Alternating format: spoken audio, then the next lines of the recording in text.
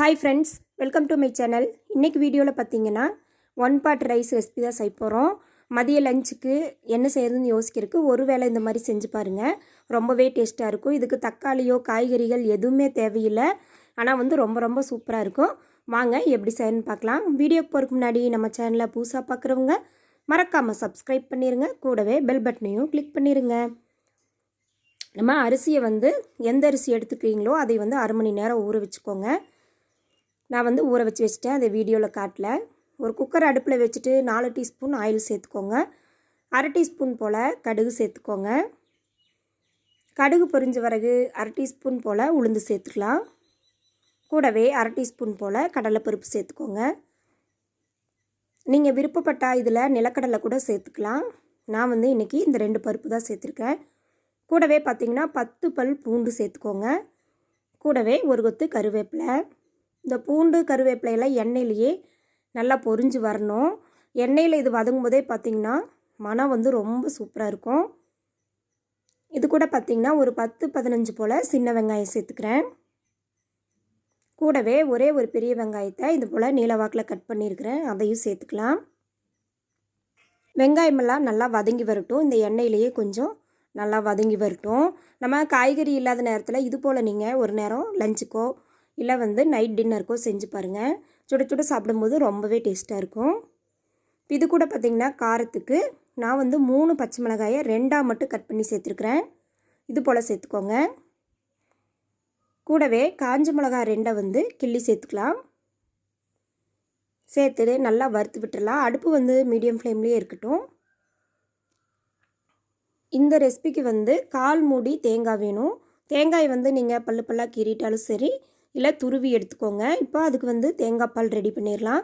அடுப்பை நம்ம லோ ஃப்ளேம்லேயே வச்சுட்டு இப்போது தேங்காய் பால் ரெடி பண்ணிடலாங்க.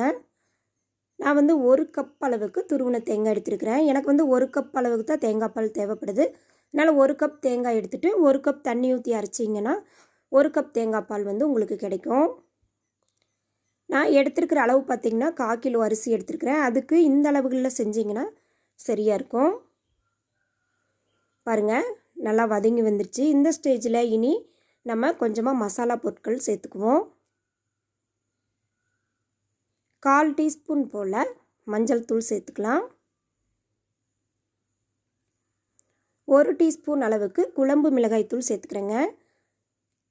அரை டீஸ்பூன் போல் மல்லித்தூள், 1/4 டீஸ்பூன் போல் கரம் மசாலா, 1/4 டீஸ்பூன் போல் ஜீரகத்தூள் சேர்த்துக்கோங்க. சேர்த்து மசாலா இந்த எண்ணெயிலேயே ஒரு 2 நிமிஷம் போல் வதங்கட்டும். அடுப்பு கண்டிப்பாக லோ ஃப்ளேமில் வச்சுக்கோங்க. அப்போ தான் மசாலா அடிப்பிடிக்காமல் கருகாமல் இருக்கும். இது போல் நல்லா வறுத்து விட்டுருங்க. இந்த ஸ்டேஜில் பார்த்திங்கன்னா நான் சின்ன நெல்லிக்காய் சைஸ் அளவு புளி எடுத்து முதல்லையே ஊற வச்சுருந்தேன். அந்த தண்ணியை இப்போ இது கூட கரைச்சி சேர்த்துக்கலாம். நீங்கள் அரிசி ஊற வைக்கும் போதே புளியும் ஊற வச்சுக்கலாம். இந்த புளி தண்ணி சேர்த்துட்டு ஒரு 2 நிமிஷம் நல்லா கொதிக்கட்டும். இந்த புளி, இந்த தேங்காய் பால் இதுதான் இதுக்கு மெயினான முக்கியமான டிஷ்ஷு. இது 2 கண்டிப்பாக சேர்த்து செய்யுங்க. அப்போ தான் ரொம்ப டேஸ்ட்டாக இருக்கும். பாருங்கள், புளி தண்ணியில் ஒரு 2 நிமிஷம் போல் நல்லா வதங்கிடுச்சு. இப்போது நம்ம தேங்காயிலேருந்து எடுத்து வச்ச தேங்காய் பால் சேர்த்துக்கலாம். முதல் பாலே தாங்க, 2ஆம் பாலெல்லாம் இல்லை. ஒரே டைம் அரைச்சிட்டு கெட்டியான தேங்காய் பாலாக எடுத்துக்கோங்க. சேர்த்து நல்லா நம்ம கலந்து விட்டுடலாம். தேங்காய் பால் சேர்த்து ஒரு கொதி வந்தால் போதும். இனி நம்ம அரை மணி நேரமாக ஊற வச்சுருக்கிற அரிசி எடுத்துக்கலாங்க. நான் இன்றைக்கி ரேசன் அரிசி தான் எடுத்துருக்கிறேன். நீங்கள் உங்கள் வீட்டில் போகிற பாசுமதி ரைஸு இல்லை பொன்னி ரைஸ் கூட எடுத்துக்கலாம். நான் இன்றைக்கி ரேசன் அரிசியில் தான் செஞ்சுருக்கேன். 1/4 கிலோ அரிசி. அதுக்கு இந்த அளவுகள் எல்லாமே சரியாக இருக்கும்.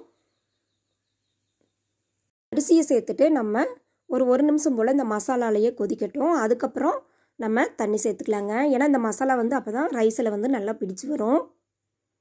பாருங்கள், இது போல் ஆனால் கலந்து விட்டுட்டே இருங்க, அடி பிடிச்சிரும். இல்லைன்னா மசாலா அரிசியில் நல்லா கலந்து ஒரு கொதி வரும். அங்கங்கே பார்த்திங்கன்னா பபுள்ஸாக வரும். அதுதான் நம்மளுக்கு தண்ணி சேர்த்துக்கிற ஸ்டேஜு. பாருங்கள், இது போல் வந்த பிறகு நம்ம இப்போ இதுக்கு 1:2 பங்கில் தண்ணி சேர்த்துக்கிறேன். ஏன்னா ஏற்கனவே தேங்காய் பால் 1 கப்பு, புளி தண்ணி 1/2 கப்பு இருக்குது. அதனால் 1:2 பங்கில் சேர்த்திங்கனாலே தண்ணி சரியாக இருக்கும்.